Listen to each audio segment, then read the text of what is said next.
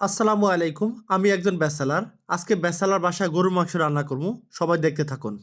রান্না করার জন্য কড়াই বসিয়ে দিলাম, তার ভিতরে তেল দিয়ে দিলাম। পেঁয়াজ কাটা দিয়ে দিলাম আর সাথে কাঁচামরিচ। পেঁয়াজ, রসুন, আদা বাটা একসাথে দিয়ে দিলাম। পরিমাণ মতো লবণ, জিরা বাটা দিয়ে দিলাম। মশলা কষানোর জন্য পানি দিয়ে দিলাম। পরিমাণ মতো হলুদ, পরিমাণ মতো মরিচ।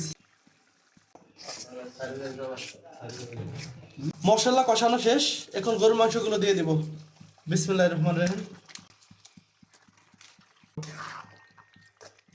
রাইস কুকারে ঢাকনা দিলে তাড়াতাড়ি সিদ্ধ হবে, তার জন্য রাইস কুকারে ঢাকনা দিয়ে দিলাম। মাংসগুলো কষানোর পরে আলুগুলো দিয়ে দিলাম। দেখেন কি সুন্দর। আলু এবং গোস্তগুলো কষানোর পরে পরিমাণ মতো পানি দিয়ে দিলাম ঝোল রাখার জন্য। তরকারি জাল করার জন্য উপর দিয়ে কাঁচামরিচ ছিটিয়ে দিলাম। দর্শক বন্ধুরা, গরু গোস্ত আলু দিয়ে ঝোল করে রান্না করা শেষ।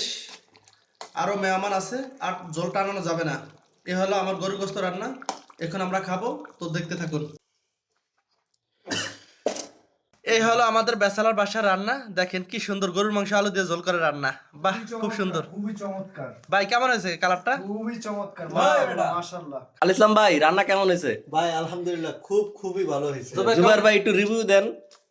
ভাই টাকা হবে কয় টাকা গেছে? আমি অনেকদিন পর মাসুম ভাইয়ের হাতে রান্না খাইতেছি, অসম্ভব ভালো লাগতেছে। এটা কি ভাই? শুটকি ভর্তা।